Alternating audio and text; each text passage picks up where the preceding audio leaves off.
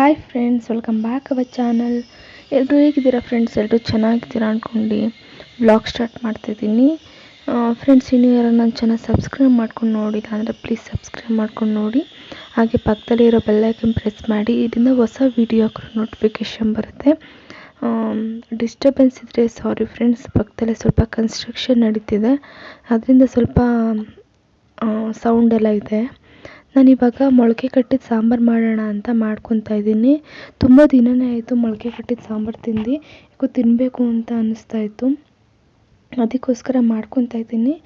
ನಾವು ಹೇಗೆ ಮೊಳಕೆ ಕಟ್ಟಿದ ಸಾಂಬಾರು ಮಾಡ್ಕೋತೀವಿ ಅಂತ ಹೇಳಿದ್ರೆ, ಚಿಕನ್ ಸಾಂಬಾರು ಹೇಗೆ ಮಾಡ್ತೀವಿ ಸೇಮ್ ಅದೇ ಥರನೇ ಕಾಯಿ, ಕೊತ್ತಂಬರಿ ಸೊಪ್ಪು, ಶುಂಠಿ, ಬೆಳ್ಳುಳ್ಳಿ ಮತ್ತು ಚಕ್ಕೆ, ಲವಂಗ, ಪುದೀನ, ಸ್ವಲ್ಪ ಕೊತ್ತಂಬರಿ ಸೊಪ್ಪು, ಟೊಮೆಟೊ ಇಷ್ಟು ಹಾಕ್ಕೊತೀನಿ. ಮತ್ತು ಈರುಳ್ಳಿ ಮತ್ತು ಒಂದು ಸ್ವಲ್ಪ ಅರಿಶಿನ ಹಾಕ್ಕೊಂಡು, ಒಂದು ಸ್ವಲ್ಪ ಉಪ್ಪು ಹಾಕ್ಕೊಂಡು ಫ್ರೈ ಮಾಡ್ಕೊಂಡು, ಅದನ್ನು ಕೂಡ ಒಂದು ಸ್ವಲ್ಪ ರುಬ್ಬೋದಕ್ಕೆ ಹಾಕ್ಕೊತೀನಿ.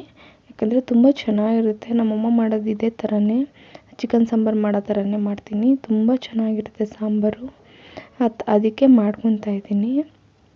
ಆ ಕಡೆ ಕೊತ್ತಂಬರಿ ಸೊಪ್ಪೆಲ್ಲ ಇತ್ತು, ಅದನ್ನು ಕೂಡ ಸ್ವಲ್ಪ ಬಿಡಿಸಿ ಹಂಗೆ ಇಟ್ಟಿದ್ದೀನಿ. ಆಮೇಲೆ ಬಿಡಿಸ್ಕೊಳ್ಳೋಣ ಅಂತ ಹೇಳಿ ಅಮ್ಮ ಇದು ಕೊಟ್ಟಿದ್ರು ಕಡಲೆಕಾಯಿ, ಅದನ್ನು ಕೂಡ ಸೈಡಲ್ಲಿ ಇಟ್ಕೊಂಡಿದ್ದೀನಿ, ಬೇಯಿಸೋಣ ಚೆನ್ನಾಗಿರುತ್ತೆ ಅಂತ ಹೇಳ್ಬಿಟ್ಟು. ಈಗ ಅಡುಗೆಗೆಲ್ಲ ರೆಡಿ ಮಾಡ್ಕೊತಾ ಇದ್ದೀನಿ. ಫ್ರೆಂಡ್ಸ್, ಹೆಣ್ಮಕ್ಳು ಅಂದರೆ ಮನೇಲಿ ಎಷ್ಟೇ ಹುಷಾರಿಲ್ಲ ಅಂದರೂ ಏನೇ ಒಂದಾದ್ರೂ ನಾವು ಕೆಲಸ ಮಾಡೋದು ಮಾತ್ರ ಬಿಡೋಕ್ಕೆ ಆಗೋದಿಲ್ಲ. ಕೆಲಸ ಮಾಡ್ತಾನೆ ಇರಬೇಕು. ಒಂದೊಂದು ಸಲ ಅನಿಸುತ್ತೆ, ಅಪ್ಪ ನಮಗೆ ರೆಸ್ಟೇ ಸಿಗೋಲ್ಲ, ರೆಸ್ಟೇ ಇಲ್ವಲ್ಲ. ಈಗ ಗಂಡಸರಾದರೆ ಹೊರಗಡೆ ಹೋಗಿ ಕೆಲಸ ಮಾಡ್ಕೊಂಬರ್ತಾರೆ, ಅವ್ರಿಗೆ ಸಂಡೇ ಅನ್ನೋದೊಂದು ಲೀವ್ ಇರುತ್ತೆ. ಬಟ್ ಹೆಣ್ಮಕ್ಳಿಗೆ ಒಂದು ದಿನವೂ ರಜೆ ಅನ್ನೋದೇ ಇಲ್ಲ, ಯಾವಾಗಲೂ ಕೆಲಸ ಮಾಡ್ತಾನೆ ಇರಬೇಕು. ಅವಾಗಂತೂ ಸಖತ್ ಬೋರಿಂಗ್ ಅನಿಸುತ್ತೆ. ಮತ್ತು ಕೆಲಸ ಮಾಡಿ ಮಾಡಿ ಟಯರ್ಡ್ ಅಂತ ಅನಿಸ್ಬಿಡುತ್ತೆ, ಕೆಲಸದ ಮೇಲೆ ಬೇಜಾರು ಅಂತ ಅನಿಸ್ಬಿಡುತ್ತೆ. ಮತ್ತು ಎಷ್ಟೋ ಹೆಣ್ಮಕ್ಳು ಹೊರಗಡೆ ಕೆಲಸ ಮಾಡ್ಕೊಂಬರ್ತಾರೆ, ಹೊರಗಡೆ ಕೆಲಸ ಮಾಡ್ಕೊಂಡು ಮನೇಲೂ ಕೂಡ ಕೆಲಸ ಮಾಡಿ ತುಂಬ ಚೆನ್ನಾಗಿ ಮೇಂಟೈನ್ ಮಾಡ್ತಾಯಿರ್ತಾರೆ. ಅವ್ರಿಗೊಂದು ಹ್ಯಾಟ್ಸ್ ಆಫ್ ಅಂತಲೇ ಹೇಳ್ಬೋದು. ಯಾಕಂದರೆ ನಾನು ಅನುಭವ ಆಗಿದೆ ನನಗೂ ಕೂಡ. ಯಾಕಂದರೆ ಕೆಲ್ಸಕ್ಕೆ 10 ಮಂತ್ಸು ಕೆಲ್ಸಕ್ಕೆ ಹೋಗಿದ್ದೆ. ಆವಾಗ ಕೆಲ್ಸಕ್ಕೆ ಹೋಗ್ಕೊಂಡು ಮನೇಲೂ ಮಾಡಬೇಕು, ಹೊರ್ಗಡೆನೂ ಮಾಡಬೇಕು. ಸಿಗೋದು ಒಂದು ಸ್ಯಾಟರ್ಡೆ ಸಂಡೇ ಸಿಕ್ತಾಗೂ ಆವಾಗಲೂ ಕೆಲಸದಲ್ಲೇ ಮುಳುಗೋಗಿರುತ್ತೆ. ಯಾಕಂದರೆ ವೀಕ್ಲಿ ನಾವು ಜಾಸ್ತಿ ವಾರ ಪೂರ್ತಿ ನಾವು ಅಷ್ಟು ಕೆಲಸ ಮಾಡಿರಲ್ಲ. ಆವಾಗ ಆ ಬ್ಯಾಲೆನ್ಸ್ ಇರೋ ಕೆಲಸನ ಶನಿವಾರ ಭಾನುವಾರ ಮುಗಿಸ್ಬೇಕಾಗಿರುತ್ತೆ. ಬಟ್ಟೆ ವಾಶ್ ಮಾಡೋದು, ಪ್ರತಿಯೊಂದು ಕೆಲಸ ಎಲ್ಲ ಮಾಡಬೇಕಾಗಿರುತ್ತೆ. ಕೆಲಸದಲ್ಲೇ ಮುಳುಗೋಗಿರ್ತೀವಿ ಅನ್ನೋದು, ನಮಗೆ ಅಂತ ಫ್ರೀನೇ ಇಲ್ವಾ ಅಂತ ಅನಿಸ್ಬಿಡುತ್ತೆ. ಒಂದೊಂದು ಸಲ ಬೇಜಾರಂತ ಅನ್ನಿಸ್ತಾ ಇರುತ್ತೆ. ನಿಮ್ಗೆ ಏನು ಅನಿಸುತ್ತೆ? ಇದು ನಿಜ ಅಲ್ವಾ ಅಂತ ನಿಜ ಅನಿಸಿದ್ರೆ ಕಮೆಂಟ್ ಮಾಡಿ ಫ್ರೆಂಡ್ಸ್. ಹಾಗೆ ನಾನು ಮೊಳಕೆ ಕಾಳನ್ನ ಮನೇಲಿ ಕಟ್ಟಿರಲಿಲ್ಲ, ಹುರುಳಿಕಾಳು ಖಾಲಿ ಆಗೈತೆ ಅಂತ ಹೇಳ್ಬಿಟ್ಟು ನಾನು ಹೊರಗಡೆ ಸ್ಕೂಲಿಂದ ಬರಬೇಕಾದ್ರೆಲ್ಲ ಒಂದು ಅಜ್ಜಿ ನೋಡ್ತಾ ಇದ್ದೆ. ಆ ಅಜ್ಜಿ ಇದ್ರೆ ಏನಾದ್ರು ತೊಗೋಬೇಕು ಅಂತ ಅಂದ್ಕೊತಿದ್ದೆ. ಆ ಅಜ್ಜಿ ಪಾಪ ಯಾವಾಗಲೂ ಮೊಳಕೆ ಕಟ್ಟಿದ್ದ ಕಾಳುಗಳನ್ನ ಮಾರ್ತಾ ಇರ್ತಾರೆ. ಅದಕ್ಕೋಸ್ಕರ ನಾನು ಅವ್ರ ಹತ್ರ ತೊಗೊಂಬಂದೆ. 20 ರುಪೀಸ್ಗೆ ಎಷ್ಟೊಂದು ಮೊಳಕೆ ಕಾಳು ಕೊಟ್ಟಿದ್ದಾರೆ. ನಾವು ತೊಗೊಳೋದ್ರಿಂದ ಅವ್ರ ಹತ್ರ ತೊಗೊಳೋದ್ರಿಂದ ಪಾಪ ಅವ್ರಿಗೂ ಕೂಡ ಎಲ್ಪ್ ಆಗುತ್ತೆ. ಆ ಏಜಲ್ಲೂ ಕೂಡ ಅವರು ದುಡ್ದು ತಿನ್ನಬೇಕು ಅಂದ್ಬಿಟ್ಟು ಇದನ್ನ ಮೊಳಕೆ ಕಾಳನ್ನ ಮಾರ್ತಾಯಿದ್ರು. ನನಗೆ ತುಂಬ ಖುಷಿ ಅನ್ನಿಸ್ತು. ಈ ಥರ ಏಜ್ ಆಗಿರೋರ ಹತ್ರ ಪ್ಲೀಸ್ ಯಾರಾರು ಸಿಕ್ಕಿದ್ರೆ ಏಜ್ ಆಗಿರೋರ ಹತ್ರ ತೊಗೊಂಡು ಅವ್ರಿಗೂ ಕೂಡ ಎಲ್ಪ್ ಆಗುತ್ತೆ. ಏನಾದರೂ ಮಾರ್ತಿದ್ರೆ ಅವ್ರ ಹತ್ರ ತೊಗೊಳ್ಳಿ. ಇವಾಗ ನಾನು ತುಂಬ ಚೆನ್ನಾಗಿ ಬಂದಿತ್ತು ಮೊಳಕೆ ಕಾಳು ಮಾತ್ರ. ಇವಾಗ ಹಾಕ್ಕೊತಾ ಇದ್ದೀನಿ. ನಾನು ಏನು ಎಣ್ಣೆ ಮತ್ತು ಈರುಳ್ಳಿ, ಸ್ವಲ್ಪ ಅರಿಶಿನ ಹಾಕ್ಕೊಂಡು ಹುರ್ಕೊಂಡಿದ್ಮ, ಅದನ್ನ ಸ್ವಲ್ಪ ರುಬ್ಬೋದಕ್ಕೆ ಹಾಕ್ಕೊಂಡಿದ್ದೆ. ಇವಾಗ ಮೊಳಕೆ ಕಾಳು ಹಾಕ್ಕೊಂಡಿದ್ದೀನಿ. ನೋಡಿ, 20 ರುಪೀಸ್ಗೆ ಎಷ್ಟು ಮೊಳಕೆ ಕಾಳು ಕೊಟ್ಟಿದ್ದಾರೆ. ಅದೇ 1/4 kg ಬರೀ ಹುರುಳಿಕಾಳು ತೊಗೊಳಕ್ಕೆ ಹೋದ್ರೇ ಜಾಸ್ತಿ ಹೇಳ್ತಾರೆ. ಪಾಪ ಅವರು ಕಾಳನ್ನೆಲ್ಲ ನೀಟಾಗಿ ಸೋಸಿ ಅದನ್ನು ಮೊಳಕೆ ಕಟ್ಟಿ ಎಲ್ಲನೂ ಮಾಡಿರ್ತಾರಲ್ಲ, ಅದಕ್ಕೆ ನನಗೆ ತುಂಬ ಖುಷಿ ಅನ್ನಿಸ್ತು. ಯಾಕಂದರೆ ನಾನು ಹಾಗಾದ್ರೂ ಕಲ್ಲಿರ್ಬೋದೇನೋ ಅಂತ ಹೇಳ್ಬಿಟ್ಟು ನಾನು ಸೋಸಿದೆ. ನಿಜವಾಗ್ಲೂ ಒಂದು ಕಲ್ಲು ಸಿಗಲಿಲ್ಲ, ಒಂದು ಗಲೀಜು ಏನೂ ಇರಲಿಲ್ಲ. ತುಂಬ ಚೆನ್ನಾಗಿತ್ತು ಕಾಳಂತೂ, ತುಂಬ ಖುಷಿಯಾಯಿತು. ಇವಾಗ ನಾನು ರುಬ್ಕೊಂಡಿರೋ ಮಸಾಲೆ ಹಾಕ್ಕೊಂಡು ಸ್ವಲ್ಪ ಹಂಗೆ ಹುರ್ಕೊತೀನಿ. ಅದಾದಮೇಲೆ ನಾನು ಜಾರಿಗೆ ಸ್ವಲ್ಪ ನೀರು ಹಾಕ್ಕೊಂಡು ಸಾಂಬಾರು ಎಷ್ಟು ಗಟ್ಟಿಗೆ ಬೇಕು ನೋಡಿಕೊಂಡು ಹಾಕ್ಕೊತೀನಿ. ಆ ಕಡೆ ಕಡಲೆಕಾಯಿ ಕೂಡ ಬೇಯೋದಕ್ಕೆ ಇಟ್ಟಿದ್ದೆ. ನಾನು ನನ್ನ ಬ್ಲಾಗಲ್ಲಿ ಎಲ್ಲರನ್ನೂ ಇನ್ಕ್ಲೂಡ್ ಮಾಡ್ಕೊಳ್ಳೋಣ ಅಂತ ಅಂದ್ಕೊತೀನಿ, ಬಟ್ ಆಗೋದಿಲ್ಲ. ಯಾಕಂದರೆ ಬರೀ ಅವ್ನ ಪಾಡಿಗೆ ಅವನು ಹೋಮ್ವರ್ಕ್ ಮಾಡ್ಕೊತಾ ಇರ್ತಾನೆ, ಅವನು ಇಂಟ್ರೆಸ್ಟ್ ಬರಲ್ಲ. ಹೋಮ್ವರ್ಕ್ ಎಲ್ಲ ಮಾಡ್ಕೊಂಬಿಟ್ಟು ಅವ್ನ ಪಾಡಿಗೆ ಅವ್ನು ಟಿ ವಿ ನೋಡ್ತಾ ಇರ್ತಾನೆ. ಶಶಿ ಬರೋದು ಲೇಟು, ಅವ್ರು ಬಂದಾಗ ನಾನು ಬ್ಲಾಗ್ ಮಾಡೋಕ್ಕೆ ಇಂಟ್ರೆಸ್ಟ್ ಇರೋಲ್ಲ, ಈ ಥರ ಆಗ್ತಿರುತ್ತೆ.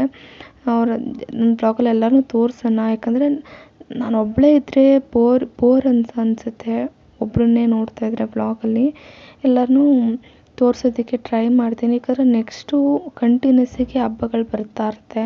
ಹಬ್ಬದೆಲ್ಲ ಶೇರ್ ಮಾಡ್ಕೊತೀನಿ, ನಿಮಗೂ ಕೂಡ ಇಷ್ಟ ಆಗ್ಬೋದು. ಇವಾಗ ನಾನು ಸಾಂಬಾರು ಸ್ವಲ್ಪ ಜಾಸ್ತಿನೇ ಮಾಡ್ಕೊಂಡಿದ್ದೀನಿ. ಏನಪ್ಪ ಇವರು ಇಷ್ಟೊಂದು ಸಾಂಬಾರು ಮಾಡ್ಕೊತಿದ್ದಾರೆ ಅಂತ ಅಂದ್ಕೊತೀರಾ. ನಾನು ಸ್ವಲ್ಪ ಜಾಸ್ತಿನೇ ಮಾಡ್ಕೊಂಡಿದ್ದೀನಿ ಸಾಂಬಾರನ್ನ, ನನಗೆ ಇಷ್ಟ ಈ ಸಾಂಬಾರು. ಅದಕ್ಕೋಸ್ಕರ ಇದಕ್ಕೆ ಚಪಾತಿ, ರೊಟ್ಟಿ, ದೋಸೆ ಏನಾದರೂ ಮಾಡಿಕೊಂಡ್ರೆ ಚೆನ್ನಾಗಿರುತ್ತೆ. ಸ್ವಲ್ಪ ಗಟ್ಟಿಗೆ ಮಾಡ್ಕೊಂಡಿದ್ದೀನಿ. ಇವಾಗ ಸಾಂಬಾರು ಪೌಡ್ರ್ ಹಾಕ್ಕೊತಿದ್ದೀನಿ, ಎಷ್ಟು ಬೇಕು ನೋಡ್ಕೊಂಡು. ಸಾಂಬಾರು ಪೌಡರ್ ಹಾಕ್ಕೊಂಡು ರುಚಿಗೆ ತಕ್ಕಷ್ಟು ಉಪ್ಪು ಹಾಕ್ಕೊಂಡು ಒಂದು 2-3 ವಿಷಿಲ್ ಬರ್ಸ್ಕೊಂಡ್ರೆ ನೋಡಪ್ಪ ತುಂಬ ರುಚಿಯಾಗಿರೋ ಮೊಳಕೆ ಕಟ್ಟಿ ಸಾಂಬಾರು ರೆಡಿಯಾಗುತ್ತೆ. ಇದಕ್ಕೆ ಫ್ರೆಂಡ್ಸ್ ಬಿಸಿ ಬಿಸಿ ಮುದ್ದೆ ಮಾಡ್ಕೊಂಡು ತಿಂತಾಯಿದ್ರೆ ಸಖತ್ತಾಗಿರುತ್ತೆ, ನನಗಂತೂ ತುಂಬ ಇಷ್ಟ. ಹಾಗೆ ಸಾಂಬಾರನ್ನ ವಿಷಿಲ್ನ ಕೂಗೋದಕ್ಕೆ ಇಟ್ಬಿಟ್ಟು ಇವಾಗ ಕುಕ್ಕರ್ ಮುಚ್ಚಲೆಲ್ಲ ಮುಚ್ಚಿಬಿಟ್ಟು ಹಾಗೆ ಕಿಚನೆಲ್ಲ ಕ್ಲೀನ್ ಮಾಡ್ಕೊಂಡ್ಬಿಡ್ತೀನಿ ಹಿಂದಿಂದನೇ. ಯಾಕಂದರೆ ತಿರ್ಗಾ ಮತ್ತೆ ಅಡುಗೆ ಮನೆಗೆ ಬಂದು ಇವೆಲ್ಲ ಕ್ಲೀನ್ ಮಾಡ್ಕೊಳ್ಳೋಷ್ಟು ಪೇಷನ್ಸ್ ಇರೋದಿಲ್ಲ. ಒಂದೇ ಸತಿ ನಿಂತ್ಕೊಂಡಿರ್ತೀನಲ್ವ, ಹಾಗೆ ಕಂಟಿನ್ಯೂಸ್ಸಾಗಿ ಕ್ಲೀನ್ ಒಂದು ಕಡೆ ಅಡುಗೆ ಆಗ್ತಾ ಇರಬೇಕು, ಒಂದು ಕಡೆ ಕ್ಲೀನಿಂಗ್ ಮಾಡ್ಕೊಂಡ್ಬಿಡ್ತಿದ್ರೆ ಕೆಲಸನೂ ಮುಗ್ದೋಗ್ಬಿಡುತ್ತೆ, ಮತ್ತೆ ಬರೋದು ಇರೋದಿಲ್ಲ. ಯಾಕಂದರೆ ಶಶಿ ಸ್ವಲ್ಪ ಲೇಟಾಗಿ ಬರ್ತಿದ್ದಾರೆ ಈ ನಡುವೆ. ಅವ್ರು ಬಂದಮೇಲೆ ಬಿಸಿ ಬಿಸಿ ಮುದ್ದೆ ಮಾಡ್ಕೊಳ್ಳೋಣ ಅಂತ ಕೊತ್ತಂಬರಿ ಸೊಪ್ಪೆಲ್ಲ ಇತ್ತು ತಂದಿರೋದು, ಸ್ವಲ್ಪ ಹಾಗೆ ಬಿಡಿಸ್ಕೊಂಡು ಖಾಲಿ ಆಗಿಬಿಟ್ಟಿತ್ತು. ಒಂದು ಕಟ್ ತಂದಿದ್ದೆ, ಹಾಗೆ ಒಂದು 5 ರೂಪೀಸ್ಗೇನೋ ತರಿಸಿದ್ದೆ ಪರೀಕ್ಷಿತ್ ಹತ್ರ. ಅದನ್ನು ಸ್ವಲ್ಪ ಸಾಂಬಾರ್ಗೆ ಹಾಕ್ಬಿಟ್ಟು ಇನ್ನು ಮಿಕ್ಕಿದ ಹಾಗೆ ಇತ್ತು, ಅದನ್ನೆಲ್ಲ ಬಿಡಿಸ್ಬಿಟ್ಟು ಒಂದು ಬಾಕ್ಸ್ಗೆ ಹಾಕಿ ಎತ್ತಿಟ್ಬಿಡೋಣ. ಅದನ್ನು ಮತ್ತೆ ಏನು ಅದೊಂದು ಕೆಲಸ ಅಂತ ಹೇಳ್ಬಿಟ್ಟು ಸೊಪ್ಪನ್ನೆಲ್ಲ ಬಿಡಿಸ್ಕೊತಾ ಇದ್ದೀನಿ. ಈ ಕಡೆ ಕಡಲೆಕಾಯಿನ ಕುಕ್ಕರಿಗೆ ಹಾಕಿ ಬೇಯಿಸ್ಕೊಬೋದಾಯಿತು, ನಾನು ಪಾತ್ರೆಗೆ ಹಾಕ್ಕೊಂಡಿದ್ದೀನಿ. ಕಡಲೆಕಾಯಿ ಬೇಯಿಸ್ದಾಗೆಲ್ಲ ಏನಾದ್ರು ಒಂದು ಮಿಸ್ಟೇಕ್ ಆಗಿದೆ, ಒಂದೊಂದ್ಸತಿ ಸಪ್ಪೆ ಆಗಿಬಿಡೋದು, ಎಷ್ಟೇ ಉಪ್ಪು ಹಾಕಿದ್ರೂ ಉಪ್ಪು ಹಿಡಿತಿರ್ಲಿಲ್ಲ. ಅದಕ್ಕೋಸ್ಕರ ಇಲ್ಲ ಚೆನ್ನಾಗಿ ಬೆಂದ್ಬಿಡೋದು, ಇಲ್ಲ ಬೆಂದಿರ್ತಿರ್ಲಿಲ್ಲ, ಈ ಥರ ಆಗ್ತಿತ್ತು. ಅದಕ್ಕೋಸ್ಕರ ಪಾತ್ರೆಯಲ್ಲಿ ಬೇಯಿಸ್ಕೊಳ್ಳೋಣ, ಒಂದು 10 ಮಿನಿಟ್ಸ್ ಇಲ್ಲ 15 ಮಿನಿಟ್ಸಲ್ಲಿ ಬೇಯ್ಬೋದೇನೋ ಅಂತ ಹೇಳ್ಬಿಟ್ಟು ಪಾತ್ರೆಯಲ್ಲೇ ಬೇಯಿಸ್ಕೊತಾ ಇದ್ದೀನಿ. ಚೆನ್ನಾಗಿತ್ತು. ಸ್ವಲ್ಪ ಒಂದು ಚೂರೇ ಚೂರು ಉಪ್ಪಾಗಿಲ್ಲ ಅಂದ್ಕೊಂಡು ಉಪ್ಪು ಜಾಸ್ತಿ ಹಾಕ್ಬಿಟ್ಟಿದ್ದೆ. ಟೇಸ್ಟ್ ನೋಡಿ ಇವಾಗ ನೋಡಿ ಚೆನ್ನಾಗಿ ಬೆಂದಿದೆ ಸಾಂಬಾರು. ಸ್ವಲ್ಪ ಗಟ್ಟಿಗೆ ಮಾಡ್ಕೊಂಡಿದ್ದೀನಿ, ಸಖತ್ತಾಗಿತ್ತು. ನನಗಂತೂ ತುಂಬ ಇಷ್ಟ ಆಯಿತು ಸಾಂಬಾರು, ಖಾರವಾಗಿ ಸಖತ್ತಾಗಿತ್ತು. ಮುದ್ದೆ ಜೊತೆ ತುಂಬ ಚೆನ್ನಾಗಿತ್ತು. ಹಾಗೆ ನಮ್ಮ ಅಕ್ಕ ಮನೆಗೆ ಬಂದಿದ್ದು, ಅಕ್ಕ ಮಾಮನ ಮನೆಗೆ, ಗಿರ್ಜಕ್ಕ ಮಹೇಶ್ ಮಾಮ ಅಂತ. ಅವ್ರ ಮನೆ ಹತ್ರ ಅಣ್ಣಮ್ಮನ ಕೂರಿಸಿದ್ರು. ಜಾಸ್ತಿ ಏನು ವೀಡಿಯೋ ಮಾಡಿಲ್ಲ, ಒಂದು ಸ್ವಲ್ಪ ಕ್ಲಿಪ್ಪಿಂಗ್ ತೊಗೊಂಡಿದ್ದೀನಿ ಅಷ್ಟೇ.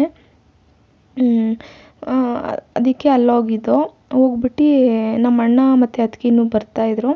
ಅಪ್ಪ ಅಮ್ಮ ಆಲೇ ಬಂದು ಊಟ ಮಾಡ್ಕೊಂಡು ಹೋಗಿದ್ರು. ಅದಕ್ಕೆ ದೇವಸ್ಥಾನ ಹತ್ರ ಬಂದಿದ್ದೀವಿ. ಅಣ್ಣಮ್ಮನ ವರ್ಷ ಕೂರಿಸ್ತಾರೆ ಇಲ್ಲಿ ಅಣ್ಣಮ್ಮನ್ನ, ತುಂಬ ಚೆನ್ನಾಗಿರುತ್ತೆ. ನಾನು ಕೂಡ ತುಂಬ ಚಿಕ್ಕ ವಯಸ್ಸಿಂದನೂ ಬರ್ತಾಯಿದ್ದೀನಿ. ಈ ವರ್ಷವೂ ಕೂಡ ಬಂದಿದ್ದೆ, ಹೋದ ವರ್ಷ ಮಿಸ್ ಆಗಿತ್ತು, ಈ ವರ್ಷವೂ ಕೂಡ ಬಂದಿದ್ದೀನಿ. ಹಾಗೆ ಜಾತ್ರೆ ಎಲ್ಲ ಕಟ್ಟಿದ್ರು, ತುಂಬ ಚೆನ್ನಾಗಿತ್ತು. ಎಷ್ಟೊಂದು ಐಟಮ್ಸ್ಗಳೆಲ್ಲ ಇಟ್ಟಿದ್ರು. ಬ್ಯಾಂಗಲ್ಸ್ ಎಲ್ಲ ತುಂಬ ಚೆನ್ನಾಗಿತ್ತು, ಬಟ್ ನಾನೇನು ತೊಗೊಳ್ಳಿಲ್ಲ, ಅಷ್ಟಾಗಿ ಇನ್ನೂ ತೊಗೊಳ್ಳಿಲ್ಲ. ಯಾಕಂದರೆ ಬ್ಯಾಂಗಲ್ಸ್ ಈಗ ಸಂಕ್ರಾಂತಿ ಹಬ್ಬದಲ್ಲೆಲ್ಲ ತೊಗೊಂಡಿದ್ದೆ, ತುಂಬ ಮತ್ತೆ ಏನಕ್ಕೆ ಅಂತ ಹೇಳ್ಬಿಟ್ಟು ನಾನೇನು ತೊಗೊಳ್ಳಿಲ್ಲ.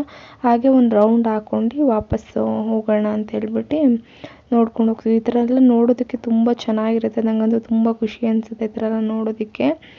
ಈ ವಿಡಿಯೋ ಇಷ್ಟ ಆಗಿದೆ ಅಂತ ಅಂದ್ಕೊಂಡಿದ್ದೀನಿ. ಪ್ಲೀಸ್ ಇಷ್ಟ ಆದರೆ ಲೈಕ್ ಮಾಡಿ, ನನ್ನ ಚಾನಲ್ ಸಬ್ಸ್ಕ್ರೈಬ್ ಮಾಡ್ಕೊಂಡು ನೋಡಿ. Thank you for watching. ಮತ್ತೆ ಸಿಗ್ತೀನಿ. Bye friends.